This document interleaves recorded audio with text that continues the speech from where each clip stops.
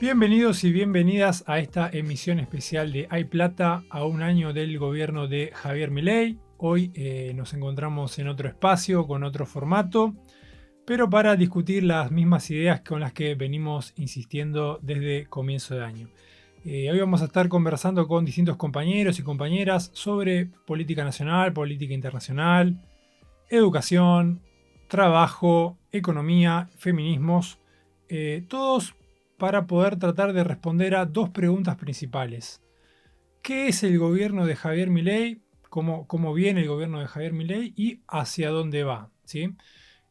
Para quienes nos escuchan, nos ven por primera vez, les comentamos que para nosotros Javier Milei no es un rayo en un cielo sereno, sino que es una de las respuestas posibles que obtuvo lo que nosotros dimos en llamar el consenso liberal, un acuerdo político general entre todos los partidos que nos gobernaron, peronistas, radicales, pro-conservadores, que plantea básicamente en concreto que la solución a los problemas de Argentina pasa por el ajuste, los recortes y la retirada del Estado de todos los ámbitos para darle iniciativa al sector privado y así supuestamente resolverse todos los problemas que tenemos.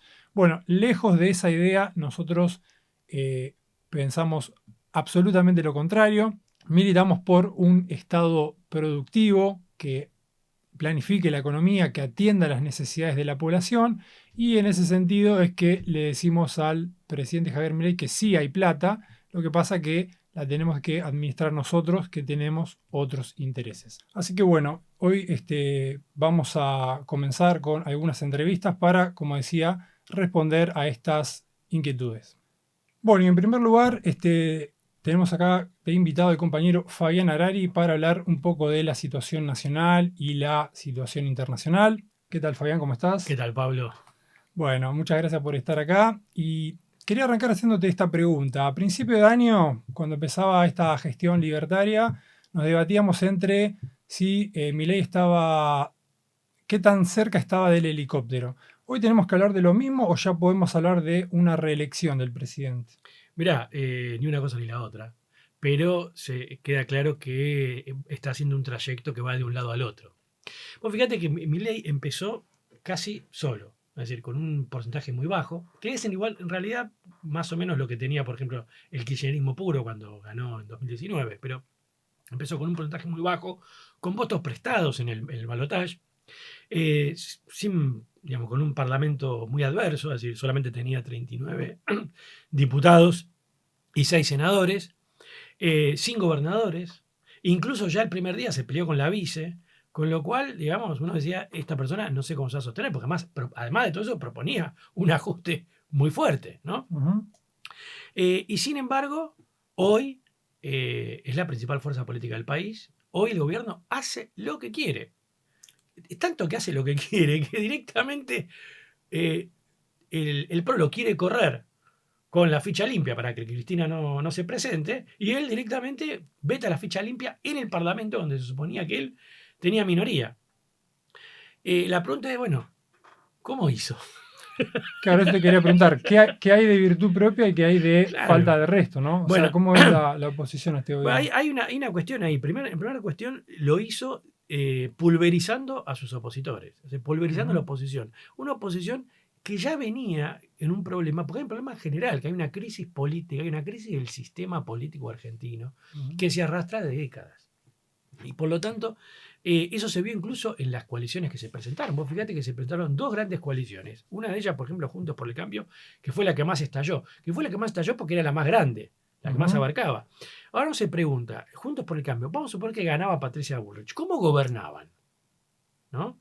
Es decir, hay cosas que se armaron así.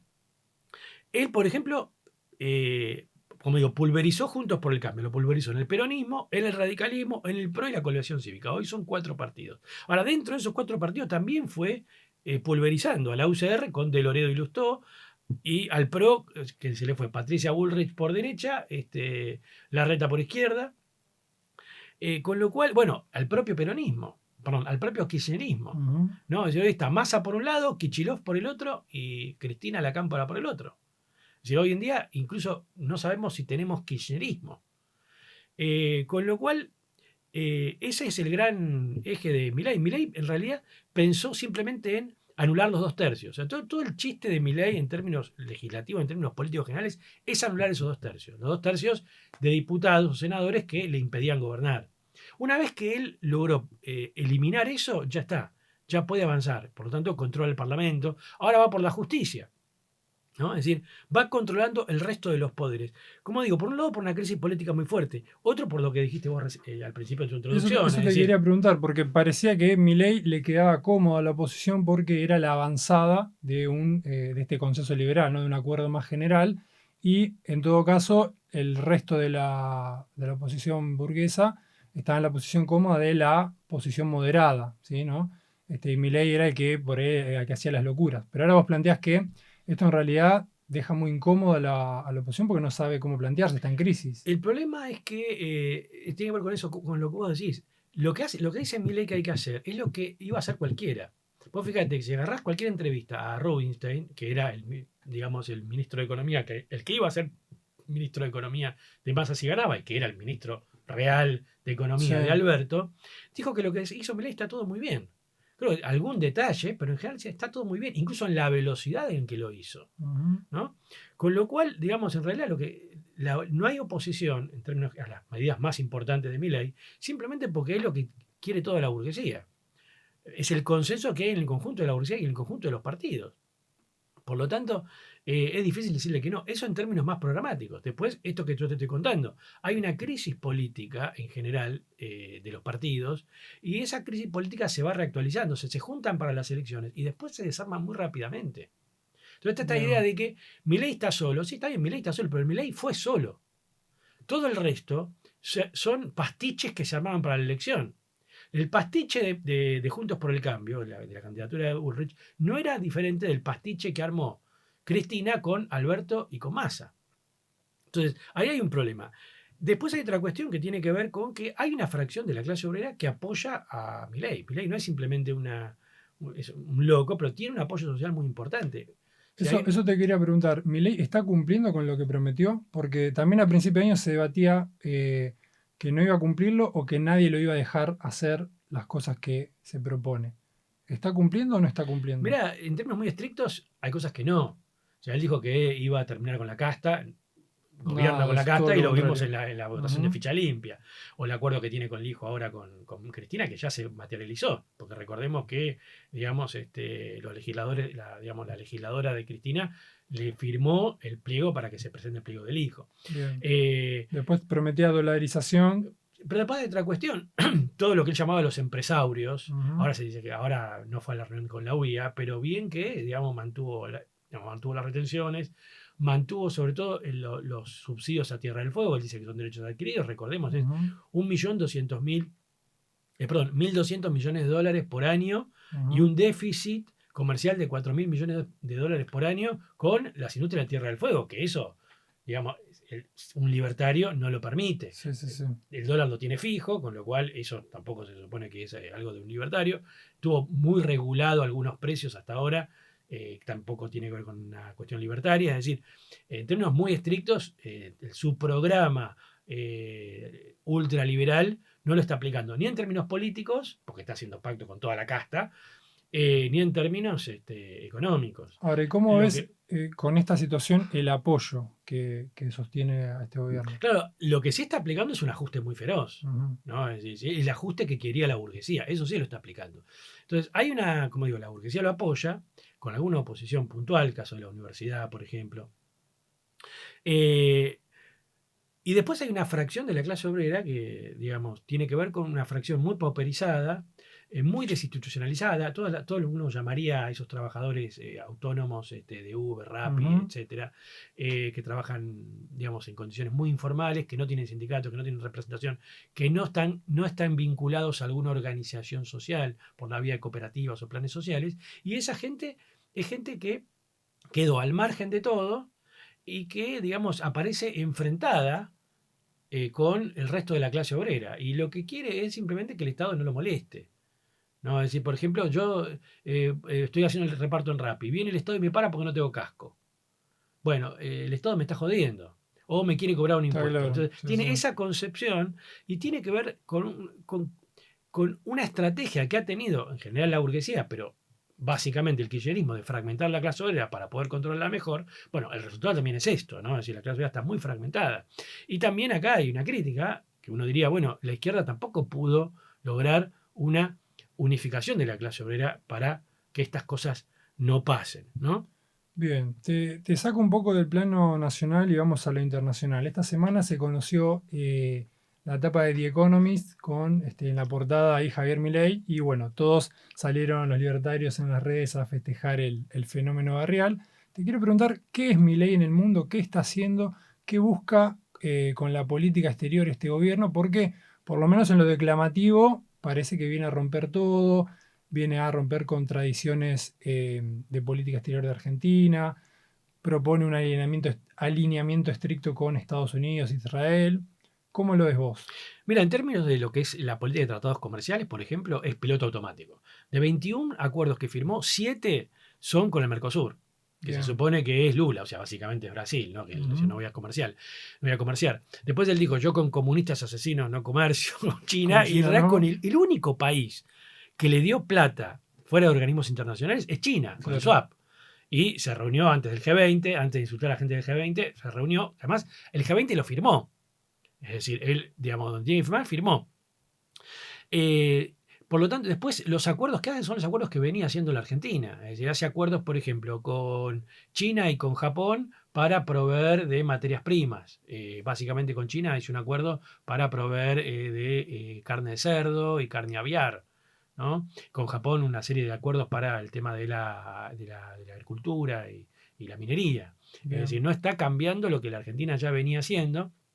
Sí, hace algunos acuerdos, por ejemplo, con Perú hizo acuerdos para que venga gente que pueda ser conductor de las plataformas, Uber, perdón, Uber o Didi, ese tipo de cosas, sin Ujú. tener que revalidar el registro, por ejemplo. O con Israel hizo un acuerdo para que los trabajadores que vayan de acá para allá cobren la seguridad social de acá y no de allá. O sea, precarizamos allá con nuestra plata, Bien. ¿no? O sea, decís, en términos generales es un kirchnerismo en piloto automático. Ahora, en el medio también Trump gana las elecciones de Estados Unidos y aunque tiene una ideología completamente opuesta, podríamos decir, en muchos aspectos a Milei. Bueno, el gobierno acá lo está presentando como diciendo, bueno, ahora esta es la carta de salvación que nos va a permitir el ingreso de divisas y la reelección directamente. ¿Vos creés que es así, que Trump va a salvar el gobierno de Milei? Mira, hay una cuestión. La distinción que quiere hacer Milei es en términos políticos, ¿no? Y además mucho escándalo para ver si llama la atención. Eh, Ojo con Trump, porque es cierto que Trump se alinea políticamente en términos generales, en términos de bloque de poder con Milei. Pero Trump es un proteccionista. Y eso va a ser un problema para la Argentina, por varios motivos. Primero, por la capacidad de la Argentina que quiera exportar a Estados Unidos. En segundo lugar, porque Trump va a querer apreciar el dólar y por lo tanto, si Trump se aprecia el dólar y si le sumamos la devaluación de Brasil, vamos a tener un problema con el dólar atrasado. Bien. Y por último, Trump propone una guerra comercial con China, igual eso también va a afectar a la Argentina. El problema acá es que la Argentina tenía una posibilidad, con el ascenso de Trump y la guerra comercial con China, Argentina tenía una posibilidad para jugar a dos puntas. Bien. Ahora, si vos te alineás directamente con Trump, esa posibilidad Se está se te va desperdiciando. diluyendo. No quiero decir que esa posibilidad se fuma porque Milei sigue negociando. Ahora, si eso escala, en algún momento tenés que colocarte. Digo, si Milei quiere colocarse, ¿no? Bien. Bueno, perfecto, Fabián. Muy interesante haber charlado con vos. Para cerrarte, nada más te quería preguntar qué es Argentina en el mundo, ¿no? Porque Milei se presenta como uno de los dos líderes más importantes del mundo. ¿Qué tiene para jugar ahí, no? Argentina es nulo económicamente, es nulo geoestratégicamente, si no está en un lugar geográfico muy importante, Mm, y es nulo militarmente. claro. Es decir, es una pluma en el viento en términos de la política mundial. Por eso lo único que puede hacer Milei es hacer gestos ampulosos y, como digo, sí colocarse como parte de una avanzada a nivel internacional, que eso es parte también del insumo nacional. Es decir, él es parte de lo que yo llamé en una columna la Internacional del Terror, ¿no? Claro. Y ese clima general, ese clima ambiente, lo ayuda a nivel local y, como digo, él se engloba en parte digamos, de esa corriente, ¿no? Perfecto. Bueno, Fabián, muchísimas gracias por haber participado de esta emisión de Hay Plata. Recomendamos que vean su columna Un Mundo en Crisis en nuestro canal de YouTube y seguimos con más entrevistas. Muchas gracias. Continuamos en esta emisión especial de Hay Plata a un año del gobierno de Javier Milei. Ahora vamos a conversar con Jonathan Bastida sobre economía. ¿Qué tal, Jonathan? ¿Cómo estás? ¿Qué tal, Pablo? ¿Cómo andas? Bueno, muchas gracias por sumarte a esta emisión especial. Te queremos preguntar para arrancar, ¿qué es la enfermedad holandesa y qué tiene que ver con la Argentina de Milei? Bueno, me parece que para arrancar no es un término que se me haya ocurrido a mí sacarlo de la galera, sino que en las últimas semanas uno ve los distintos medios, analistas que empiezan a hablar de la posible enfermedad holandesa en la Argentina, que en realidad es un nombre que se empezó a usar desde la década del 80, a partir de un fenómeno que se vio en Holanda desde el fin de la década del 60, de una situación en la cual habían encontrado una cantidad importante de reservas de gas natural.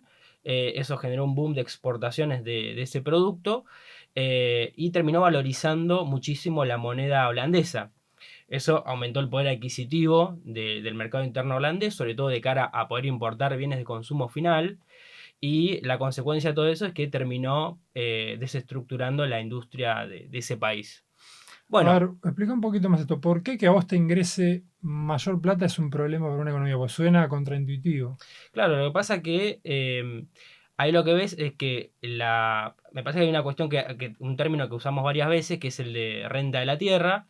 La valorización o la capacidad del aumento del poder adquisitivo en este caso una economía como la holandesa o la argentina, como vamos a ver ahora, no viene de la mano de un aumento de la productividad, sino que te ingresan dólares casi regalados, por decirlo de alguna forma, dólares extra por alguna particularidad natural de Bien. tus recursos Y de naturales. manera inesperada. Y de manera inesperada. Digo, para que te des una idea y hacer una comparación, bueno, vos que sos futbolero, capaz y sobre todo para los oyentes les permita entenderlo mejor. Imaginémonos que tenemos un club típico argentino que de golpe les llegaran dólares de los jeques, ¿no? Y entonces con esa plata vos empezás a comprar estrellas de acá, de allá. eh, y claro, ¿qué pasa con las inferiores? Por un lado, lo más probable es que con tantas estrellas nunca debuten esos Claro. jugadores de inferiores. Por otro lado, probablemente también es posible que la estructura de inferiores se desarme por completo. Y si a eso le sumas que este gasto extraordinario de compra de estrellas y no terminen repercutiendo en algún beneficio económico, perdés todo o no ganás las expectativas que tenías generadas, se te retiran esos recursos y ¿qué queda después de eso? Nada, inferiores desarmadas y jugadores que quizás estuvieron inferiores un tiempo, pero que emigraron. Digamos, como uno puede decir, emigran los argentinos, emigran los holandeses. Bien. Una gran expulsión de población. Exactamente. Bien, y bueno, vos mencionabas que este concepto de enfermedad holandesa tiene que ver con el descubrimiento de unos yacimientos gasíferos en los Países Bajos. Bueno, inevitablemente me suena acá en Argentina, vaca muerta y el litio en el noroeste, ¿no? De Argentina. ¿Estamos hablando de lo mismo? Algo por el estilo, pero uno podría decir que en general a largo plazo la Argentina siempre estuvo con el peligro de la enfermedad holandesa, porque recordemos que la Argentina es un país que por más que tenga un aparato industrial importante, el único sector que genera divisas es el agro. Y el agro genera divisas no en relación a la productividad del trabajo, que es bastante importante, sino que además tiene un plus de ingreso, que es esto que nosotros decimos la renta diferencial, que no tiene que ver con las inversiones concretas, sino con la cuestión de las cualidades naturales del suelo. Entonces es un ingreso de dólares extraordinario por encima de la producción real. Bien, o sea, vos decís que es algo recurrente en la historia argentina. ¿Cuál es la novedad ahora en el gobierno de Milei de esta Bueno, situación? acá tenés, la novedad es que digamos, se te suma otro mecanismo de generación de recursos de estos dólares extra o este plus de ingresos, que es justamente la posibilidad de que repunte vaca muerta, que genere una cantidad de dólares importantes. Estamos hablando de prácticamente otra pampa húmeda. Además hay perspectivas otra vez del desarrollo del sector minero, sobre todo vinculado al litio. Pensemos en la transición energética y el cambio de matriz a nivel mundial, que eso se está discutiendo, y también el cobre vinculado a eso mismo. Entonces, en ese sentido, la Argentina puede llegar a tener en las próximas décadas un boom de exportaciones de materias primas que se sumarían a la clásica exportación del complejo sojero. Bueno, ¿y cuáles podrían ser las soluciones para esto? Me imagino que el gobierno de Milei no las tiene, pero nosotros, a través de nuestra plataforma Argentina 2050, ¿cómo podríamos encarar esta situación? Mira, la perspectiva que tenemos ahora con Milei es que seamos, como dijo Eduardo en su cuenta de Twitter, que seamos la hermana pobre de Australia. ¿En qué sentido? Australia hace lo mismo. O sea, Australia es un país que vive enferma de esta cuestión, de este síndrome. Pero es un país que tiene una población que es la mitad de la Argentina. Claro. Podría usar el caso más extremo, Nueva Zelanda, que exporta casi lo mismo que la Argentina en dólares, exporta lo mismo, pero son 5 millones. Entonces vos podés mantener digamos, con esa estructura quizás una población de hasta 20, 25 millones. Acá en la Argentina somos 50 millones. Por lo tanto, lo que va a terminar pasando con eso, sobre todo porque estos sectores nos generan empleo como el sector manufacturero, Sí. lo que vas a terminar pasando es desarrollando una estructura muy importante que quizás genere un efecto de arrastre sobre el resto de actividades económicas, pero que no va a lograr absorber la masa de desempleados que vas a tener. Te vas a quedar con dos Argentinas, básicamente. Una empleada vinculada a ese sector dinámico y después la inmensa mayoría de la población, estamos hablando más de la mitad de la población, que no va a encontrar empleo productivo. Y probablemente tengamos algún efecto de migración incluso más importante de lo que vimos incluso posterior a la crisis del 2001.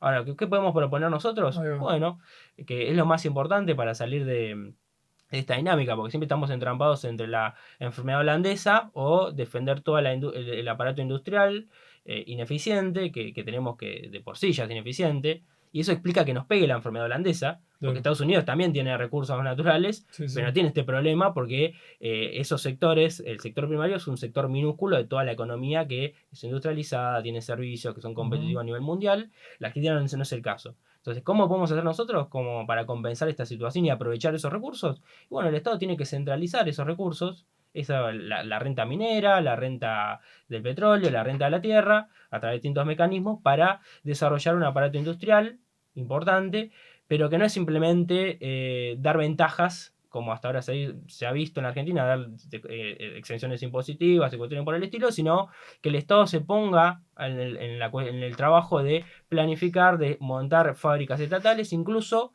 atraer capitales privados para crear empresas mixtas. Entonces, ahí podrías no solamente ganar en escala por la vía de la centralización estatal o la centralización a través de empresas mixtas, sino que además subirías muchísimo la productividad del trabajo. Entonces, esos recursos, en vez de ser un problema, serían una gran virtud. El tema es que con esta estructura social y económica, este boom exportador lo único que va a generar es más miseria y que sobren efectivamente más de la mitad de los argentinos que vivimos hoy. Bueno, muy claro, Jonathan, como siempre, conversar con vos. Recomendamos también el podcast que tenés en el canal, Dato Mata Relato, donde ahí abordás distintos temas de economía. Y queda claro que, como en otras cuestiones, la solución no pasa por las ideas libertarias, no pasa por financiar un Estado, sino que tenemos que seguir militando la propuesta Argentina 2050. Muchas gracias por haber participado en esta emisión de Plata, Jonathan. Bueno, muchas gracias a vos. Nos estamos viendo. Bueno, y continuamos con esta emisión especial de Hay Plata a un año del gobierno de Javier Milei. Vamos a abordar distintas temáticas, vamos a charlar con distintos compañeros, compañeras. La idea es conversar también un poco sobre educación. Ya estuvimos hablando sobre economía, vamos a ver cómo está la cuestión de los salarios, la reforma laboral, esa también otra de las promesas de campaña de Milei que venía a romper todo. Y también vamos a hablar, bueno, cuál es la agenda para las mujeres. Ya mencioné algo de educación, vamos a hablar sobre universidades. Y ahora continuamos con la compañera Yanina Arari, que vamos a hablar sobre justamente la reforma laboral y la situación de los trabajadores estatales. Bueno, y comentaba, vamos a conversar ahora con la compañera Yanina Arari sobre la situación de los trabajadores, el mundo del trabajo, los sindicatos. ¿Qué tal, Yanina? ¿Cómo estás? ¿Qué tal, Pablo? ¿Cómo andás? Bueno, muchas gracias por haberte sumado a esta emisión especial de Hay Plata. Te quería preguntar, ¿cómo ves estas noticias que se dieron a conocer esta semana, donde el gobierno festeja que se hayan echado a más de 30.000, ellos dicen ñoquis, trabajadores del Estado, y diciendo que eh, ahora se van a realizar pruebas de idoneidad para realmente que queden los mejores en el Estado? Bueno, ahí hay que entender que los trabajadores del Estado son el blanco principal del ataque que el gobierno de Milei vino a impartir sobre el conjunto de la clase obrera, ¿sí? Hubo efectivamente despidos, hubo una caída salarial muy fuerte, o sea, son los que más sufrieron la caída salarial, y ahora se agrega esto del examen de idoneidad, ¿sí? Que en realidad, digamos, agrega un elemento de hostigamiento hacia los estatales que se suma a, digamos, los elementos que señalé y a un aumento también de la precarización dentro del Estado, porque a quienes estaban contratados por, como se dice, artículo 9, o sea, con contratos temporales, anuales, ahora se los pasó a contratar trimestralmente, ¿sí? Y encima se les agrega este examen que todavía no tiene ninguna resolución ni marco normativo, con lo cual no se sabe absolutamente nada de cómo va a ser, de cuáles van a ser las consecuencias, por ejemplo, de aprobar o desaprobar el examen. Si se aprueba el examen, ¿va a haber un pase a planta? Si se desaprueba, ¿qué va a pasar con esa persona?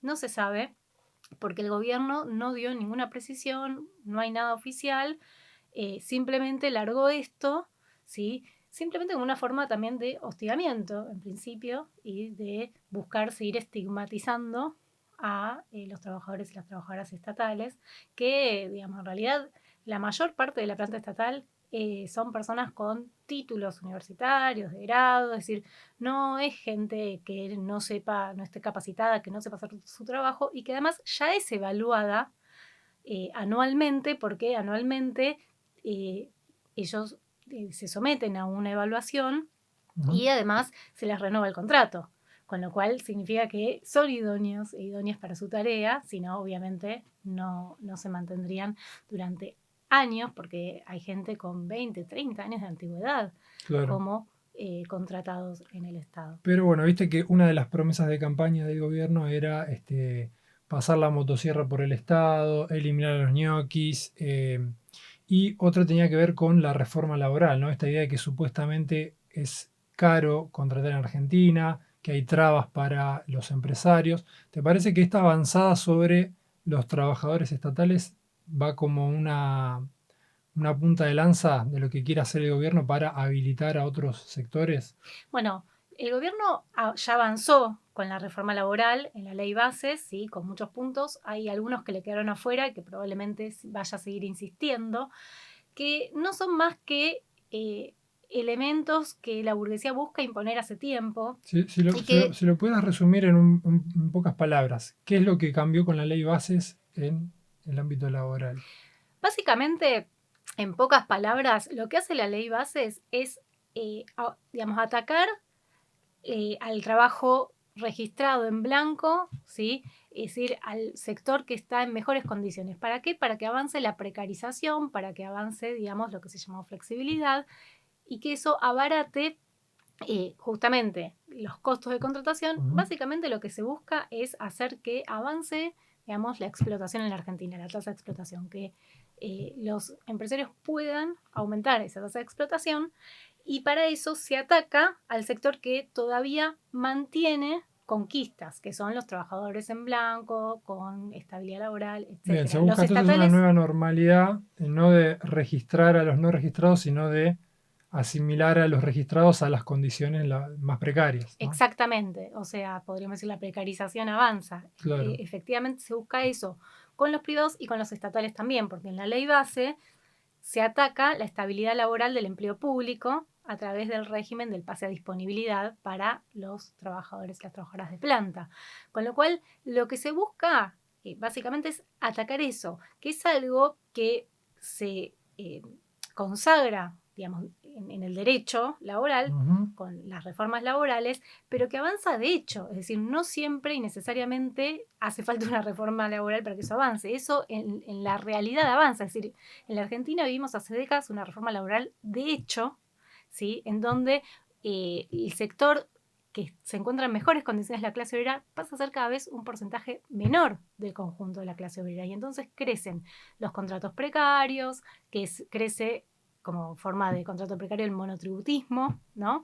Bien, sí, bueno, nosotros los que seguimos tu columna La fuerza que mueve el mundo, ahí explicás que muchas de las reformas laborales pasaron primero a través de los convenios antes que por leyes más generales, ¿no es así esto? Exactamente. Entonces, en ese sentido te quería preguntar, bueno, queda claro cuál es la estrategia de Milei, cuáles son las ideas que tienen. Ahora, ¿qué rol ocupan los sindicatos, ¿no? Una mención para quienes deberían estar a la defensa, ¿no? de las condiciones de trabajo. ¿Y qué pasa con la CGT? Que parece que ya terminó el año, que no se puede hacer un paro, que no es el contexto indicado. ¿Cómo ves el mundo sindical frente a esta gran avanzada sobre las condiciones de trabajo de la clase obrera? Bueno, ahí lo que hay que pensar es que así como hay una transformación en la estructura de la clase obrera, también lo hay en el mundo sindical, porque la organización sindical de la clase se ve afectada por esas transformaciones en la medida en que el sector en blanco, con trabajo estable, registrado, etcétera, es cada vez menor.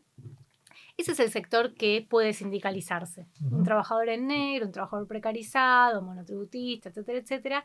Digamos, son sectores que no están en general organizados sindicalmente, con lo cual la base de los sindicatos obviamente se va a erosionar, ¿sí? Bien, estructuralmente está más debilitada la clase obrera.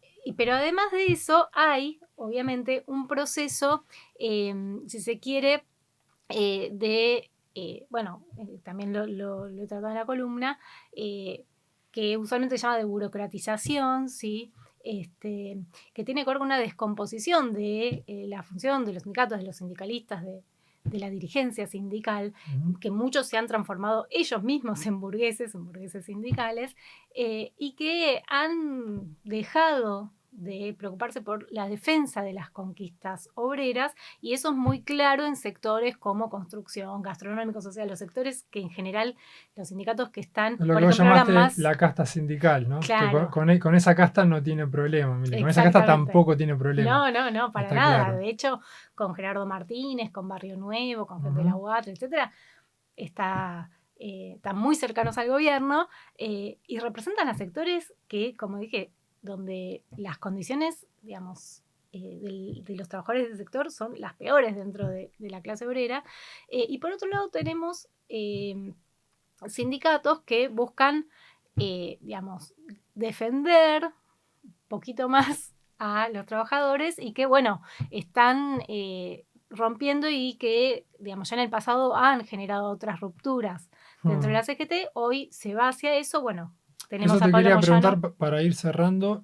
Bueno, está claro la casta sindical, la CGT, la tregua que tiene con el gobierno y la convivencia que tiene. ¿Qué perspectivas hay en el futuro cercano de cambiar esa situación desde la clase obrera? Bueno, ahí se está gestando supuestamente para el 5, ¿no? Un paro que en principio convocaron los estatales, hay que ver si se suman otros sectores. En principio se dice que se va a armar algo más grande. Es evidente que la CGT no va a sumarse, claro, en su conjunto, pero eso tiene un límite, porque ya lo vimos, y porque, digamos, representan a un sector más pequeño. Uno podría decir, bueno, desde la izquierda se está haciendo algo, y tampoco uno ve que se estén conformando instancias para reagrupar a la clase obrera desde ahí. Hay un punto en donde también la lucha sindical marca un límite, digamos, tiene un límite y encuentra su límite, claro, ¿sí? Y que, digamos, tendría que llevarnos a una conclusión de que hace falta pasar hacia la lucha política también, que la clase obrera se organice también políticamente, no solamente detrás de políticos burgueses, sino detrás de una alternativa propia, ¿sí? Entonces, en ese sentido, creo que también es importante tener en cuenta eso, que la lucha sindical también tiene un límite. Bien, ¿no? Bueno, muy, muy interesante esto último que dijiste de pasar a la alternativa política. Para eso hay plata, para eso es esto que estamos organizando desde Vía Socialista, esta plataforma Argentina 2050 que queremos discutir con el mayor número posible de personas. Así que bueno, te agradecemos, Yanina, por haber pasado por esta edición especial de Hay Plata. Muchas gracias. Recomendamos tu podcast y seguiremos conversando más adelante. Dale, muchas gracias, Pablo. Bueno, y seguimos en esta emisión especial de Hay Plata a un año del gobierno de Javier Milei. Aprovecho para tomar lo que decía recién Yanina, me pareció muy interesante, muy clave. Necesitamos pasar a la lucha política, no nos podemos quedar en la resignación, en el reclamo, en la angustia, en el bueno, vamos a seguir esperando a ver qué pasa. Nosotros tenemos una propuesta, tenemos una alternativa. La plataforma se llama Argentina 2050, estamos tratando de difundirla por todos lados, militarla en todos los lugares, compartirla por redes, boca a boca. Así que bueno, invitamos a que la conozcan, la pueden descargar desde nuestra página web. Y también, obviamente, para hacer efectiva esta propuesta, para materializarla, necesitamos poder presentarnos a las elecciones. Por eso les pedimos que por favor se afilien a Vía Socialista, así podemos conseguir la personería jurídica y poder discutir estas ideas en un ámbito con otras consecuencias, ¿no? Que es el ámbito de las elecciones. Bueno, y seguimos en esta emisión especial de Hay Plata a un año del gobierno de Javier Milei. Ahora vamos a conversar con el compañero Nicolás Vilanova, sociólogo, entre otras cosas, autor del podcast Termómetro Socialista. ¿Cómo va, Nicolás? ¿Qué tal, Pablo? Buen día. Bueno, muchas gracias por sumarte acá. La idea sería conversar con vos, bueno, qué está pasando con los salarios, qué está pasando con las condiciones de vida de la población argentina, sobre todo lo que más nos interesa, la clase obrera, porque bueno, no sé si viste que en un acto del aniversario de la Fundación Mediterránea, Milei salió a festejar de que los salarios no paraban de subir. No sé si lo llegó a decir así, como había prometido, de que subían como pedo de buzo, pero quiso decir algo así, ¿no? Más o menos. Entonces, sí. ¿qué hay de real en esta situación de los salarios que supuestamente ahora le estarían ganando a la inflación? Bueno, efectivamente, Milei dijo eso en un contexto, ahora hace poquito, en octubre, mirando un poco la evolución de los salarios del sector privado, ¿no? Entonces dijo, están subiendo muchísimo, incluso superando la inflación. Que si uno mira el dato fino comparado con la inflación, en algunos casos por ahí podría llegar a haber un leve aumento. Ahora, lo que hay que pensar es, primero, en qué contexto se da ese aumento y efectivamente si es que hay un aumento, porque hasta incluso uno podría matizar esa perspectiva, que es un poco lo que hemos estado hablando en la columna, en la columna del Termómetro Socialista, como para pensar el problema del salario. Porque si uno ve, por ejemplo, la primera etapa de Milei es un ajuste brutal. Ahí está claro que el salario cayó por el piso. Bien, arranca con una devaluación. Exacto, una devaluación y además la liberación de todas las tarifas, de todos los precios, y eso supone un impacto muy profundo en el salario. Entonces, ¿qué es lo que está viendo Milei y sus funcionarios cuando dicen acá hay un leve aumento? Está viendo el periodo que va de abril, mayo a esta parte. Bien, es una foto recortada, podemos decir, del año de gobierno. Exactamente, es una foto muy recortada. Cuando uno hace el balance del año, el promedio del salario no llega a noviembre del 2023. Es decir, el peor momento del gobierno anterior. Cuando uno ve la inflación de diciembre del 2023, el 25%, de enero del 18 y así sucesivamente, está claro que pierde. En los últimos meses, que parece que hay un leve aumento, en realidad ese aumento no llega ni a noviembre y si uno lo pone en perspectiva histórica, en algunos casos no supera el peor momento de la crisis del 2001. Por ejemplo, uno ve en los últimos tiempos un aumento del salario no registrado.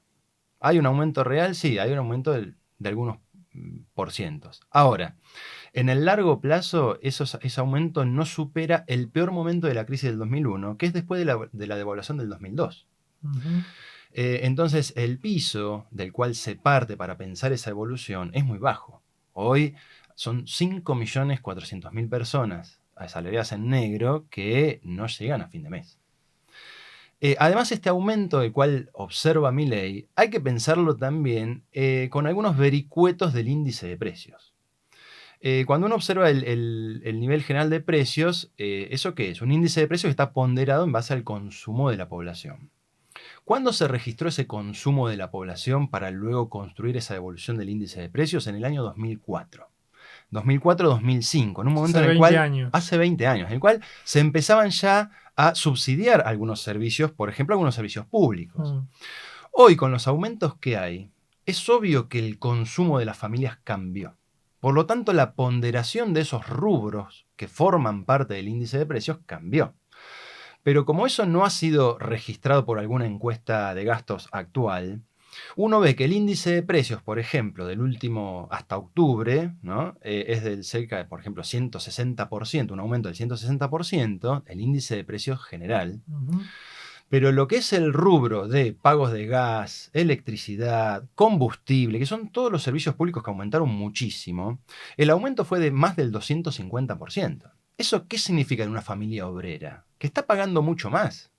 Pero eso no se nota en el índice de precios.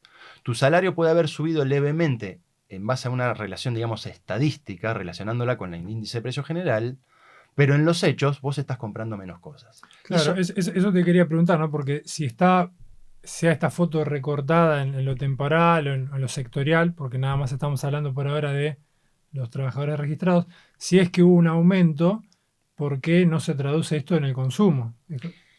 Efectivamente, uno ve las publicaciones del INDEC, que son las publicaciones oficiales, Ujú. y el consumo está cayendo. Caen los supermercados, caen los centros de compras, caen la compra de electrodomésticos, que bueno, eso ya sería hoy un bien de lujo. Cae el consumo de alimentos. Y entonces, si está aumentando el salario, ¿cómo es que eso no se traduce en un aumento del consumo? Ujú. Y además hay otro elemento. ¿Cómo compra la gente? ¿Qué está usando para comprar? Está creciendo mucho, otra vez según datos del INDEC, el uso de la tarjeta de crédito. Si vos tenés un aumento está bien, el uso de la tarjeta de crédito se usa por muchas razones, pero que esté aumentando en los últimos meses muy sostenidamente, tiene que ver con que el salario no alcanza. Entonces uno Claro. patea para adelante, compra hoy y patea para adelante. Eso es siempre en la Argentina ha sido de corto plazo. O sea, no solo no hay un crecimiento real del consumo, sino que hay un endeudamiento de las familias, producto de esta Exactamente. caída salarial que decís vos. Exactamente. Como hay caída salarial y como el poder real de compra cae en los hechos reales, eso provoca caída del consumo y que encima ese consumo que se hace va generando un endeudamiento. ¿Por qué? Por la vía del crédito. Pensá en una familia pobre, una familia de bajos recursos. ¿Qué está pasando? Y sí, si no se endeuda no llega. Claro. Y hay que ver incluso si se puede endeudar mucho, porque tampoco convengamos que la población en negro a lo mejor no accede a tarjetas de crédito, ese tipo de cosas. Claro. Por lo tanto, esta idea de que el salario registrado está elevándose, hay que matizarla y uno ve en los datos concretos cuando analiza muchas variables que esto no estaría sucediendo. Recién conversábamos con Yanina Arari sobre la situación de los estatales y bueno, ahí se planteaba que es uno de los sectores más golpeados, ¿no? Bueno, te quería preguntar cómo se ve esto de los ingresos de los jubilados y sobre todo de los beneficiarios de planes sociales que tengo entendido que son los que quedaron más congelados, incluso lo que era el potenciar trabajo no se actualizó. ¿Sí? Efectivamente. Milei festeja un aumento en los salarios, pero la población argentina es mucho más que los asalariados, registrados, no registrados y demás. Hay toda una población que vive de los ingresos del Estado, que son los jubilados, los que están en el sistema contributivo, los no contributivos, así como también los beneficiarios de planes de empleo. Cuando uno observa dónde están parados esa población en términos de ingresos, están por el piso. Ya hemos visto los ajustes que ha habido en materia de jubilaciones. Hoy por hoy un jubilado, pensemos que el 70% de los jubilados del sistema contributivo perciben el haber mínimo o menos que eso. Ese haber mínimo hoy son menos de 300.000 pesos. A la mayoría de ellos se les paga un bono de 70.000, que hasta ahora ha sido ese el monto, no ha variado, no se ha actualizado. Conclusión, llega más o menos a ganar 314.000 pesos hoy, a cifras de hoy, cuando una canasta de pobreza para una sola persona, no una canasta familiar, sino para una sola persona, está en el orden de los 320.000 pesos. Es decir, que ni siquiera alcanza para resolver la pobreza de una sola persona. Si analizás también, como vos decías recién, los beneficiarios del potenciar trabajo, tienen congelado el beneficio desde diciembre del 2023 en 78.000 pesos. Ahora se anunció un aumento de 12.000. Claro. Como si eso... Después de un año con 160%. Exactamente. Está bien. Eso no significa nada. Claro, Petovelo que diría, bueno, pero aumentamos la asignación universal por hijo y aumentamos las prestaciones de la tarjeta alimentar. Si uno tomara un indicador estadístico, con un matrimonio con 2 hijos, un matrimonio que consigue los 2 planes sociales, más 2 asignaciones universales por hijo por cada uno de sus 2 hijos, más 2 prestaciones alimentar, la cobertura de la pobreza ha tendido a disminuir. Es decir, la cobertura de ese ingreso en relación a la canasta de pobreza familiar ha tendido a disminuir desde noviembre del 2023 a esta parte. Así que ni siquiera esos aumentos reales que hubo en la asignación universal por hijo y en la tarjeta alimentar alcanzan para elevar, digamos, el poder adquisitivo de la población más pobre. Bueno, muy claro el panorama de los salarios, los ingresos de la población trabajadora. A pesar de contar con herramientas truchas de medición, ¿no? Como mencionabas, de lo que hace el INDEC, o desactualizadas por lo menos, no se ve una recuperación en absoluto. Así que bueno, muy, muy claro haber conversado con vos, Nicolás, sobre este tema. Recomendamos también que vayan a ver su podcast Termómetro Socialista para ahí ampliar muchas de estas cuestiones. Muchas gracias, Nicolás, por haber participado en el programa de hoy. Bueno, muchas gracias, Pablo. Bueno, y seguimos acá con Hay Plata edición especial. Estamos tratando un poco de descifrar un poco qué es el gobierno de Javier Milei. ¿Está cumpliendo con lo que prometía? ¿Ha estafado al 54% que lo votó? ¿Qué alternativas hay para el año que viene con las elecciones? Bueno, estuvimos hablando sobre economía, estuvimos hablando sobre el mundo del trabajo, la política internacional. Ahora no queremos dejar pasar por alto uno de los temas centrales para nuestra plataforma Argentina 2050, que es la educación y qué rol ocupa en esta coyuntura, ¿no? En un gobierno que busca lavarse las manos, pasar todas las provincias. Y por eso vamos a conversar ahora con la compañera Romina de Luca. ¿Cómo estás, Romina? ¿Cómo estás, Pablito? ¿Todo bien? Todo bien. Bueno, muchas gracias por sumarte acá a esta emisión especial de Hay Plata. Y Un bueno, honor. Un honor. Un honor, obvio. Ya es una gran invitada, afortunadamente, de nuestro programa, así que hoy lo hace en la emisión especial. Estamos más que agradecidos. Así que bueno, te quería preguntar, Romina, ¿cuál es la agenda real que tiene este gobierno en materia educativa? Bueno, si tuviéramos que pensar la agenda real del gobierno, uno podría decir que algo nos anticiparon en el DNU de diciembre y en la ley bases. Y la verdad es que a mí me parece que la dimensión que hay que intentar pensar es qué dijo que quería hacer, qué se hizo y qué se hizo pese a, tal vez, que no hubo una sanción normativa a propósito de esto, ¿no? Pensaba lo que te decía Yanina de cómo avanza la reforma laboral sin que, digamos, necesariamente la ley... La habilitación de una ley. Exactamente, la ley haya ido por todo, ¿no? Y eso, por ejemplo, se ve muy claro cuando pensamos una de las medidas que propuso Milei, que tenía que ver con declarar a la educación como servicio esencial estratégico, ¿no? Que en general uno lo asocia con, bueno, quiere mejorar la calidad, parece algo positivo. Claro, suena bien, sobre todo porque en su agenda algo que dijo que iba a resolver el problema de la calidad. Ahora vamos a ver qué es lo que se hizo en relación a esto. Pero vos pensás, bueno, con la ley bases, con el DNU, eso estaba, no pudieron sancionarlo. En la Cámara de Diputados le dio media sanción a la ley de que declara la educación como un servicio esencial. Y estaba durmiendo el sueño de los justos, podríamos decir, para que tenga la media sanción y que sea ley definitiva en senadores desde agosto. Pero sin embargo, cuando uno mira las resoluciones del Consejo Federal de Educación, donde se reúnen todos los ministros de Educación, acaban de sancionar la resolución 484, que lo que hace es vuelve obligatorio el calendario escolar de 190 días de cumplimiento efectivo obligatorio. ¿Y esto qué quiere decir? Lo que quiere decir esto es que día que se pierda por medidas gremiales, es un día que se va a tener que recuperar, ya sea extendiendo la jornada, ya sea, digamos, recortando el receso invernal o el receso de verano, o pateando el calendario para el 2026 sería, ¿no? Esto es para el 2025. Con lo cual, acá lo que uno ve es que efectivamente este aspecto de la reforma laboral que implicaba cercenar los derechos de huelga o garantizar las supuestas guardias mínimas, ¿sí?, en materia educativa, esto con una resolución a la cual nadie le prestó atención, Sí, efectivamente se filtró y cumple, pasó. ¿no?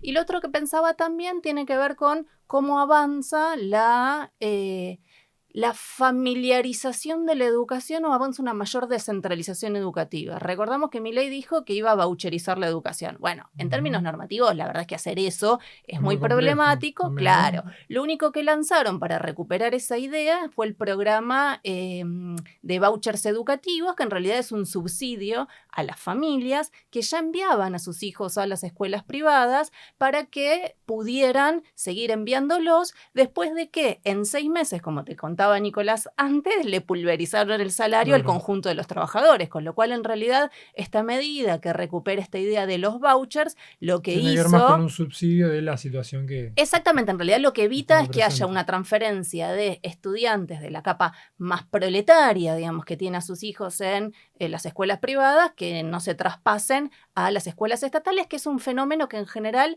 evoluciona mucho con la crisis. Cuando vos analizás la evolución muy sensible a cada exactamente, como la educación de masas no es un negocio, lo que uno observa es que es muy sensible al proceso de crisis. Entonces, históricamente vos ves, bueno, traspaso de una gestión a la otra, 2001, o sea, los momentos de recesión económica, esto se ve y, por ejemplo, esta tendencia se observa por lo menos, según mires, por jurisdicciones desde el 2017, 2018 y 2019 en forma sostenida y muy con la pandemia, ¿no? Está claro. Entonces, Sí. uno ahí agarra y dice, bueno, a ver, esto no lo pudieron meter, pero en realidad, ¿qué es lo que aparece como, yo creo, la agenda central y a la cual hay que prestarle mucha atención cómo evoluciona, ¿no? Tiene que ver con la descentralización educativa, que en realidad es la agenda del ajuste, ¿sí?, de la educación por la vía presupuestaria, ¿no? Obviamente no se nos escapa que entre 2024 y 2025 el presupuesto educativo se redujo, mires los ítems que mires, hasta la educación obligatoria, ¿sí? Hay una caída del presupuesto destinado a la educación obligatoria, obviamente un ajuste sobre los salarios docentes, universitarios 40%, lo mires por jurisdicción de pérdida de poder adquisitivo en un año, ¿sí? Si miras, por ejemplo, por jurisdicciones, te diría que hasta la ciudad de Buenos Aires, que fue la que más intentó empatarle a la inflación, la pérdida del poder adquisitivo es de casi un tercio, así un 31%, ¿no? Entonces, obviamente, el ajuste salarial, eso, digamos, impacta. Y vos fíjate que esta idea de que el Estado Nacional ya no envía la garantía mínima o el FONID, ¿sí?, es una forma en la cual el Estado le transfiere el problema del financiamiento educativo a las provincias, ¿no? Claro. Entonces se desliga más. Y lo otro, y ya escucho tu pregunta, lo otro que nosotros observamos también tiene que ver con la posibilidad de descentralizar más el sistema educativo, no solo en relación a la variable del ajuste, sino en relación a, bueno, que el Estado Nacional cada vez se corre más del financiamiento educativo y ahí es lo que explica esto es el conflicto universitario, ¿no? Sí. Claro, sí, te estaba siguiendo atentamente y bueno, un poco siguiendo también tus podcasts, Saquen una hoja, que recomiendo que escuchen después de este programa. Claro, la educación masiva no es un negocio, por eso no hay una privatización. Y el gobierno arrancó el año diciendo esto, ¿no? Bueno, lavándose las manos, ¿no? Recortando el FONIT, pidiendo auditorías para las universidades porque supuestamente se robaban la plata.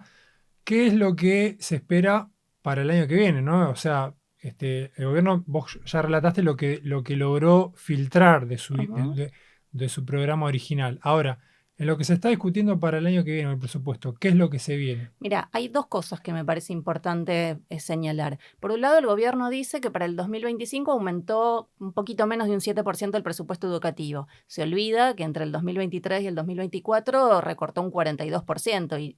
Y de paso aviso, si no se sanciona la ley de leyes, o sea, el presupuesto educativo, en realidad lo que va a pasar es que el ajuste sobre educación va a ser aún mayor. Obviamente, más discrecional donde más recortó el gobierno nacional es la transferencia a las universidades, ¿sí? y a ciencia y técnica, eso es muy claro. Y fíjate que de alguna manera lo que anticipa el gobierno que va a hacer frente al posible conflicto universitario tiene que ver con descentralizar las universidades. Es decir, el último bastión de la educación que tiene una raigambre nacional, el nivel superior, Sí. el gobierno dice se lo vamos a transferir a las provincias, algo que también está evaluando para el salud, ¿no? Entonces fíjate cómo salud y educación de alguna manera Lavarse las manos de todo. tienen la misma agenda. Uh-huh. En términos propositivos, el gobierno que dice, yo voy a mejorar la calidad educativa y lanzó la campaña federal de alfabetización. Bueno, quiero decir, de esto de nuevo, descentralización pura, que cada provincia haga lo que le parezca, o sea, no hay una estructura nacional. Y lo que me parecía interesante es hice una cuenta, de estas cuentas que no les importa a nadie, pero alguien las tiene que hacer, ¿no? El gobierno lanzó que tuvo que, digamos, que obtuvo un crédito del Banco Mundial de $1.000 millones para financiar, ¿sí?, la campaña federal de alfabetización. Y ahí ¿Qué sería esta campaña? ¿En qué consiste? Porque, dicho así, parece aprender a leer y escribir. Es que es aprender a leer y escribir, porque básicamente en general está muy focalizado el eje en lo que sería el ciclo básico del nivel primario, primer grado, segundo grado, tercer grado y también nivel inicial, porque acordate de estos números que hemos dicho en muchas oportunidades, 4 de cada 10 estudiantes de los sectores populares, ¿sí?, o el nivel socioeconómico bajo, que es lo que mide la estadística, es decir, de la clase obrera, tiene problemas de comprensión, ¿sí?, al terminar la escuela primaria, y ese número, digamos, se consolida a lo largo de la escuela secundaria, y 7 de cada 10 pibas y pibes tienen problemas para resolver ejercicios sencillos de matemática, ¿sí?, en la primaria y en la secundaria. Entonces ahí, digamos, efectivamente este es un problema que si vos miras los indicadores que tenemos, las pruebas ONE o las pruebas Aprender, ¿sí?, en general lo que uno observaba es, bueno, que este número desde fines de los 90, que se toman las pruebas y evoluciona más o menos, ¿sí?, se agrava el problema o está relativamente estancado. Entonces, el gobierno de Milei tomó esta agenda diciendo yo voy a resolver este problema y entonces lanzó la campaña federal de alfabetización que básicamente focaliza en que las chicas y los chicos aprendan a leer, ¿sí?, y a escribir en primer grado, ¿no? Te diría que el foco está muy en primer grado y las pruebas de fluidez lectora se toman en tercer grado, entonces ahí, digamos, uno encuentra que, bueno, que es esto lo que lanzaron, ¿sí? Digamos. Ahora, de esta campaña, como te decía, no hay ni siquiera en términos de métodos, hay todo un debate en torno a los métodos de enseñanza de la lectura y la escritura, ni siquiera de método hay una bajada nacional, y lo que sí, digamos, y lo que sí ocurre es que las provincias hagan lo que quieran. Pero, sin embargo, el secretario de Educación, Carlos Torrendel, recordemos que esto también forma parte de que el Ministerio de Educación haya pasado a ser secretaría de esta idea de reducir el Estado, de achicar el Estado, digamos, de esta agenda de la ley base, si vos querés, no dijo, bueno, fíjense qué importancia le vamos a dar a la campaña federal, que conseguimos un préstamo del Banco Mundial de nuevo, $1.000 millones, ¿no? Entonces, claro, te imaginás, Pablo, ni vos, ni yo, ni nadie vio esa plata nunca en nuestra vida, ni nos imaginamos cómo es. Yo no me la puedo figurar físicamente si la pudiera poner arriba de una mesa, ¿no? Pero dije, bueno, veamos si es un montón o no es un montón. Y cuando vos en realidad haces la cuenta de decir, bueno, ¿qué implica esto? Primero que es un préstamo, ¿no? Quiero decir, a 32 años con 7 años de gracia, con lo cual, en términos de la logística, la bomba le va a explotar. Sí, a otro. También descentraliza las bombas. Exactamente, a otro, ¿no? Eso por un lado. Pero después, digamos, yo dije, bueno, a ver, vos sabés que si tomáramos, digamos, la sala digamos, este focus group, ¿sí? Sala de 5, primer grado, segundo grado, tercer grado, y miráramos cuántos estudiantes hay en el sistema, estamos casi pisando los 2 millones de estudiantes, 1.925.000, ¿sí? Si tomáramos, digamos, todo el nivel primario, son poco menos de 5 millones, 4.807.000 estudiantes, más o menos datos del 2023. Entonces la cuenta que yo hice es, bueno, a ver, supongamos, ¿sí?, que aplicamos la lógica del voucher, es decir, estos 1.000 millones del Banco Mundial, los repartimos entre todos los estudiantes. Sí. ¿Cuánta plata se va a poner en esta campaña federal de alfabetización? Sorprendeme, Romina, ¿cuánta plata? Mirá, si tomamos solo, ¿sí? El focus group inicial más ciclo básico de primaria, 572.000 pesos. Por estudiante, por año. Por año, y ahora te voy a decir qué van a financiar con esto además, ¿sí? Y si lo miramos en relación a todo el nivel primario, te da algo así como 229.000 pesos. ¿No? Y digo todo el nivel primario porque en general hay programas jurisdiccionales de la campaña federal de alfabetización que en realidad tomaron, digamos, no hicieron solo eje en ciclo básico de primario, sino que tomaron hasta séptimo, también primer y segundo año del secundario, ¿no? Uh-huh. Entonces, vos fíjate, son en el mejor de los casos 572.000 pesos por estudiante, para lo cual van a financiar asistencia jurisdiccional, ¿sí? A las provincias, todas las pruebas de evaluación, obviamente, que le tienen que hacer. Ponele que ahí entra también el programa de distribución de libros, ¿sí? Y además, posibles premios a las provincias que mejoren sus resultados. Fíjate cómo esto empieza a entroncar con esta idea de esquema de incentivos y profundizar la descentralización. Y algo que en última instancia también lo que va a profundizar es la desigualdad dentro del sistema educativo, la segmentación. La balcanización del sistema porque educativo. Vos tendrías que poner más recursos a las provincias que le van peor y no, digamos, decir, bueno, cada uno con su lógica resuelve esto como puede. Entonces, la verdad es que el escenario, como para ir... Pinta negro. Pinta negro, inclusive en la única medida más propositiva del gobierno, como sería la campaña federal de alfabetización, por fuera de lo que es el liso y llano ajuste presupuestario. Y sabemos que el presupuesto incide en educación. Y esto no lo digo yo, lo dice la UNESCO y hay chorrera de documentos para leer. Con lo cual el escenario viene turbulento, bueno, por lo menos. También en educación, el gobierno de Milei no tiene respuestas para atender a nuestras necesidades. También en educación tenemos que pensar otra cosa. Muchas gracias, Romina, por haberte sumado a esta emisión especial. Gracias a vos, Pablo. Y bueno, fe de ojo que se viene el serrucho para el Ali Plata 2025. Así que este conductor bancó la parada solo. Así que le mandamos un saludo a Fede. Ahí va.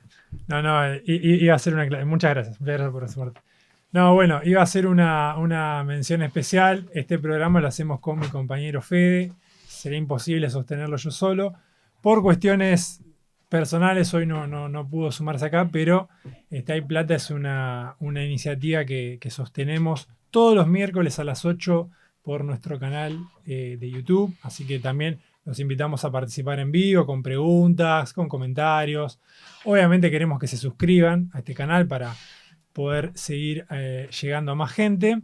Y hablando de llegar a más gente, ahora vamos a darle paso a la siguiente invitada, la compañera Rosana, que vamos a estar conversando sobre la situación de las mujeres frente al gobierno de Javier Milei, ¿sí? Bueno, como comentaba hace un poquito, vamos a conversar con la compañera Rosana sobre la situación de las mujeres frente al gobierno de Milei. Sabemos que uno de los ejes de campaña de los libertarios tuvo que ver con el ataque a todos los movimientos de mujeres y al feminismo, a todos los feminismos en general. Y una de las primeras medidas que se tomaron fue cerrar el tan cuestionado Ministerio de las Mujeres que había sido creado por el gobierno de los Fernández. Así que bueno, le damos la bienvenida a Rosana. ¿Cómo estás, Rosana? ¿Qué tal, Pablo? ¿Cómo va? Gracias Bien. por sumarte. Y bueno, te quería preguntar, ¿cuál es la situación de las mujeres ahora que Milei dice que lo que hay que centrarse no es en el feminismo, sino en la igualdad?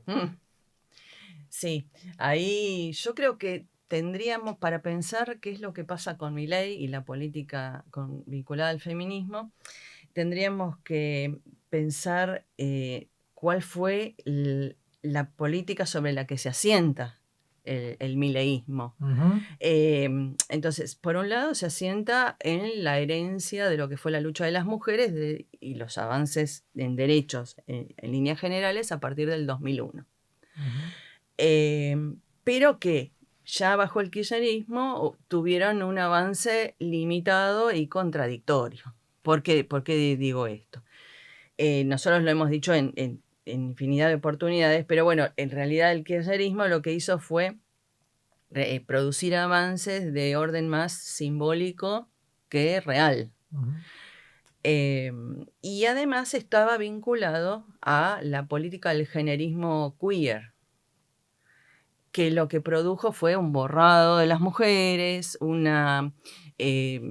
se centralizó básicamente en la subjetividad extrema, y desconocía las necesidades reales de las mujeres y de la clase obrera en general.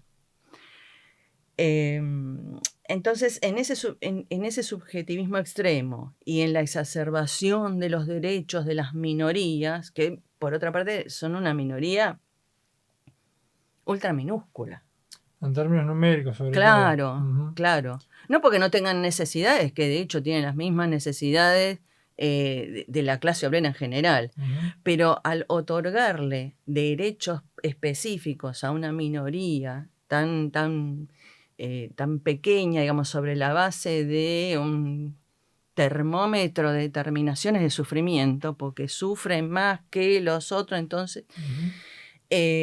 lo que produjo fue, por supuesto, un desprecio de la ciencia, porque no se sabe ni qué es una mujer, ni qué es un hombre, ni nada. No se puede definir ni caracterizar las necesidades de las mujeres si no podemos definir qué es una mujer. Claro. Ahí... Sí, viste que ahora salió la noticia que iban a prohibirle a los presos poder cambiar su DNI para pasarse a otro pabellón, ¿no? Claro. Te quería traer eso a colación y también qué opinás de que hay un balance, por lo menos dentro del peronismo escuché, que parte de la victoria de Milei o parte de la derrota del peronismo es culpa del feminismo por, como dicen algunos, haberse pasado 4 pueblos, haberse pasado un par de estaciones. Vos acá estás planteando que el kirchnerismo en realidad tuvo más un enfoque oportunista y limitado en cuanto a la política de las mujeres. ¿Cómo lo vemos esto? Sí, a ver, en ese sentido un poco era a donde iba apuntando yo, bueno, esa es el fermento, la base del ascenso de Milei, lo que nosotros hemos designado en otros campos de los que militamos como el ascenso del bolsonarismo. Y el campo de la lucha de las mujeres no está ajeno a esto, porque esta política que es que aliena a la clase obrera, que no se siente representada en esas minorías que adquieren determinados derechos, que obviamente esas minorías adquieren privilegios como el cupo laboral que la clase obrera no obtiene. Todo eso va formando un caldo de cultivo, ¿sí? Para el ascenso de Milei. A ver, ¿qué pasó durante el gobierno de Fernández, que fue lo último, digamos, como para pasar a ver qué después con Milei? Bueno, Fernández exacerbó la política del generalismo por un lado y obtuvo un logro que el peronismo, que el kirchnerismo, mejor dicho, venía negando por la larga década, que es el de la interrupción voluntaria del embarazo. Digo, Cristina no lo planteó nunca para discutir, no lo puso sobre la mesa, y solo se puso sobre la mesa con Macri, porque bueno, Macri en su momento no estaban dadas las condiciones para que se planteara como un gobierno, a ver, al estilo Villarroel, digamos, como una derecha reaccionaria. Claro. Entonces, bueno, tengamos algún logro progre, y lo puso ahí, y obviamente de nuevo el kirchnerismo se lo bloqueó, hasta que efectivamente, bueno, se apropiaron de todas estas luchas de las mujeres durante más de 20 años, 22, 25 años. Entonces, por un lado, por eso digo contradictorio, este cierre entre la obtención de la IBE por un lado, pero por otro lado la exacerbación de la política queer, que incluso se coló en la IBE misma, donde dice mujeres y personas gestantes. Okay. Bueno, que fueron estos fundamentos, digamos, por los cuales Milei cuenta con determinado consenso ideológico para su ascenso. Sí, me queda claro de dónde venimos, del gobierno de Alberto, con qué se encuentra Milei, qué terreno fértil tiene para impulsar ideas más conservadoras. Pero te quería preguntar cuál es la situación real de las mujeres, de los movimientos de mujeres, y hacia dónde podemos ir, ¿no? Claro, lo que pasa es que Milei, una vez que se ha encontrado con esto, teniendo también en sus bases que promovieron su ascenso, no sé, católicos ultramontanos, gente vinculada al Opus Dei, que incluso algunas se dicen hasta feministas. Digamos, podemos pensar en Meloni, incluso defensora de las mujeres, pero que son abiertamente maternalistas, de derecha. Claro, católicas. Sí. Ese grupo también promovió el ascenso de Milei. Después están obviamente la derecha militar. Bueno, ahí tenemos a Villarroel, más allá de que ahora están con sus encontronazos entre sí, Milei y Villarroel. Y después una banda de freaks, lumpenes, que desconocen absolutamente cuál es la vida real, las necesidades cotidianas de las mujeres, de la clase obrera en general y las mujeres de la clase obrera en particular. Entonces, con esto lo que quiere lograr Milei es ajustar a como sea, no importa, Sí. no importa Con quién. la batalla cultural, Claro. aprovechar para pasar al... Claro, entonces ajusta. Y vos Bien. mencionabas lo del Ministerio de las Mujeres, y con todas las críticas que yo esbozaba algunas recién, por supuesto el generismo es una de ellas, que se le puede hacer al Ministerio de las Mujeres, cerrar el Ministerio de las Mujeres implicó también clausurar toda una serie de planes de ayuda económica para mujeres que estaban en situación de violencia familiar. Por ejemplo, el plan Acompañar. La gran mayoría de los planes que había en el Ministerio de las Mujeres estaban más enfocados en la ayuda económica a mujeres obreras, estilo Aguache, que a problemas específicos de las mujeres mismas, no como estrictamente como la violencia. El Acompañar era específico de las mujeres, pero después había otros que eran todos de ayuda económica. Entonces, en ese sentido, las mujeres tenían cierto apoyo en el Ministerio de las Mujeres. Empieza a desmantelar, por ejemplo, la línea 144. Para atención telefónica, víctimas de violencia. Claro. Entonces lo que hace es, con esta idea que vos mencionabas al principio, que es muy productiva para pensar la relación entre Milei y el feminismo, de feminismo no, somos todos iguales. Y digo que es muy productiva porque a partir de esa idea niegan la existencia de una violencia estructural contra las mujeres. Claro. Entonces, con esa excusa, bueno, plata no te voy a dar. Exactamente, la excusa perfecta. Claro. Te quería preguntar para cerrar, ¿cómo ves el movimiento feminista? Porque, bueno, también otra de las avanzadas ideológicas que tienen, si lo puedes sintetizar en 2 minutos, que dicen, bueno, ¿dónde están las feministas? ¿No? Que parece que frente a un brutal ajuste, como se está dando en todos los ámbitos, pero en el que estamos hablando ahora es claro, que vos decís, se cerró directamente el Ministerio de las Mujeres. ¿Cómo ves al movimiento feminista? ¿Qué es lo que está pasando? A ver, lo que está pasando es que la mayor parte del movimiento que se había producido con las mujeres hasta que se legalizó la IVE eran fundamentalmente kirchneristas.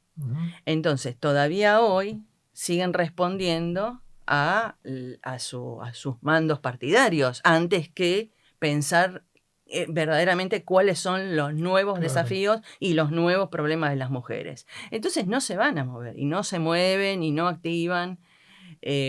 Entonces lo veo muy quieto y muy dormido frente a lo que ya desde los 80 se caracterizó, en los 80 digo, en Estados Unidos o en Gran Bretaña, con Thatcher o con Reagan, como backlash. O sea, se viene una reacción contra las mujeres, y frente a esa reacción, que cada vez se profundiza más, contra las mujeres y contra las mujeres obreras, porque la violencia reproductiva, la negación de la IVE en municipios completos del Gran Buenos Aires como San Miguel, que se declaró desde 2018 municipio provida y siempre estuvo al margen de la ley. Claro. San Isidro se ha declarado provida recientemente y en el hospital materno-infantil hay un consultorio de maternidades vulnerables donde hostigan a las mujeres y las presionan para que continúen con sus embarazos. Entonces, en ese sentido, está presente y se va a profundizar esta reacción. Lo que podemos hacer es un llamamiento a que el feminismo reaccione más allá de los problemas que tengan con sus propias direcciones partidarias, para defender 3 aspectos. Porque la interrupción voluntaria del embarazo está puesta en juego, sobre todo si vuelve a ganar las elecciones de octubre del año que viene. Ya hubo globos de ensayo de presenta un proyecto para derogar la ley. Están probando, claro, están probando. Pero bueno, en la medida en que van construyendo ese poder, entonces prepararnos para defender la IVE, prepararnos para defender muy fuertemente la ESI, porque, bueno, si hay algo a lo que se opone este gobierno es a la educación institucionalizada de la sexualidad y de lo afectivo, de lo emocional. Porque, bueno, la ESI no es solamente lo que quiere mostrar Villarroel, claro, cuando cuestiona la literatura en las escuelas.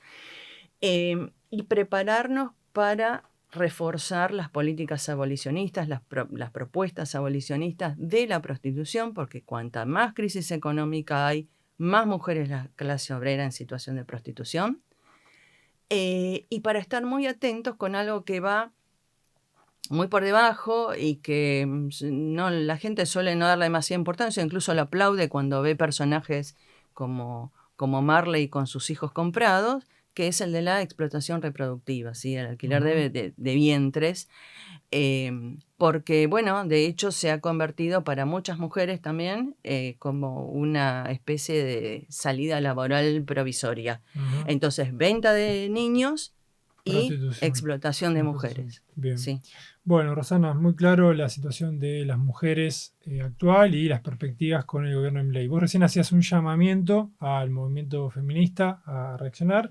Y bueno, para cerrar esta emisión especial de Hay Plata, queremos hacer también un llamamiento a toda la audiencia, a toda persona que nos esté escuchando, a empezar a construir una respuesta a la altura de las circunstancias, ¿sí? Hemos en este programa conversado con distintos compañeros y compañeras sobre cuál es la situación real de la clase obrera, cuáles son las amenazas latentes que tenemos con este contexto político general, y creemos que la única alternativa que tenemos en este momento es la organización política, y por eso hacemos un llamamiento a que se afilien a Vía Socialista para que podamos presentarnos en las próximas elecciones, que conozcan, que difundan nuestra plataforma Argentina 2050, eso es lo que también queremos hacer ahora.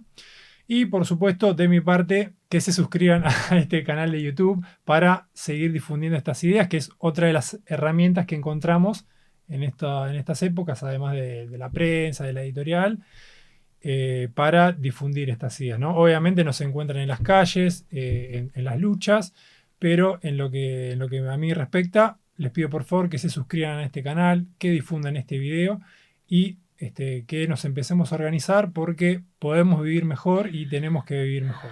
Así que muchas gracias, Rosana, por haber participado de este programa. Gracias a ustedes. Les agradezco por haber llegado hasta acá a esta emisión de Hay Plata especial a un año del gobierno de Javier Milei. Pese a lo que nos quieran convencer, hay plata y la tenemos que usar para vivir mejor y desarrollarnos. Muchas gracias.